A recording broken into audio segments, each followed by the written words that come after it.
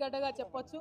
తెలంగాణ ఉద్యమంలో కేసీఆర్ గారు నవంబర్ 29 నాడు ఎప్పుడైతే దీక్ష కూర్చున్నారో అదే రోజు మరి శ్రీకాంతాచారి తమ్ముడు ఆనాడు ఆత్మ బలిదానం చేసుకోవడం జరిగింది. ఆ తర్వాత హాస్పిటల్లో ఉంచి తమ్ముడిని కాపాడుకునే ప్రయత్నం ఎంత చేసినా కూడా అది సాధ్యపడక డిసెంబర్ 3వ తారీఖు నాడు మరి తను ప్రాణాలు వదిలిన విషయం కూడా మనందరికీ తెలిసిందే. ఒక పక్క దీక్ష, ఇంకొక పక్క ఈ బిడ్డలు చేస్తున్నటువంటి త్యాగాలు, ఇంకొక పక్క వారి స్ఫూర్తితోని యావత్తు తెలంగాణ కూడా రగిలి ప్రతి ఊర్లో కూడా దీక్షా శిబిరాలు వెళ్ళడం, ప్రతి ఊర్లో కూడా ఆడబిడ్డలు బోనాలు బతుకమ్మలు ఎత్తుకొని ప్రొటెస్ట్ చేయడం, విద్యార్థులు అన్ని యూనివర్సిటీల్లో మరి పోరాటం చేయడం, ఉద్యమకారులు ఎక్కడికక్కడ పంతం పట్టుకొని ముందుకెళ్లడంతో ఇవాళ రాష్ట్రాన్ని సాధించుకున్న విషయం మనందరికీ తెలిసిందే. మరి శ్రీకాంతాచారి త్యాగాన్ని మాటల్లో కొలవలేము, అట్లని ఏమని మరి శ్రీకాంతాచారి త్యాగాన్ని కొలవాలో కూడా తెలియనటువంటి పరిస్థితి. శ్రీకాంతాచారి లాగా ఇంకా 1200 మంది బిడ్డలు కూడా అసూలు బాసినటువంటి విషయం మీ అందరికీ తెలిసిందే. మరి ఇవాళ వారి త్యాగాల పునాదుల మీద రాష్ట్రం ఏర్పాటైంది.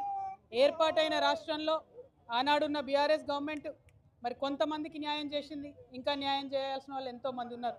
ఆనాడు ఉద్యమంలో ఉన్నటువంటి అనేక మందిని మరి గౌరవించుకోవాల్సినటువంటి అవసరం ఉన్నది, ఉద్యమకారులను ఆదుకోవాల్సినటువంటి అవసరం ఉన్నది.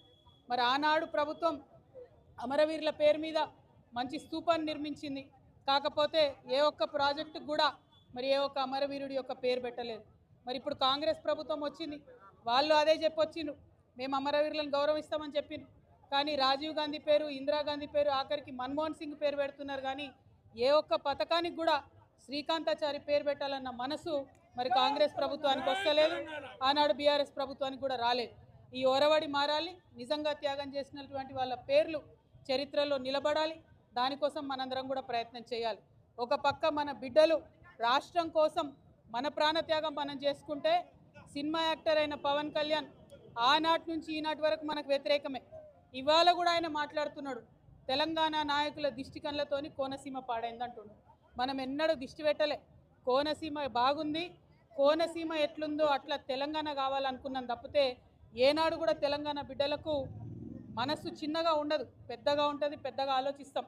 మేము ఇప్పుడు కూడా చెప్తా ఉన్నాం, పవన్ కళ్యాణ్ గారు మా రాష్ట్రం ఏర్పడి 12 సంవత్సరాలైంది. ఈ 12 సంవత్సరాల్లో మేము ఎప్పుడు కూడా ఒకటే మాట అన్నాం, జై తెలంగాణ జై ఆంధ్ర అన్నాం. తెలంగాణ ఎంత బాగుందో ఆంధ్ర కూడా బాగుండాలన్నాం. నేను ప్రత్యేకంగా లోక్సభలో నిలబడి ఆంధ్రకు ప్రత్యేక హోదా కూడా ఇవ్వాలని అడిగిన. మేము తెలంగాణ వాళ్ళం ఎప్పుడు కూడా పక్కొంది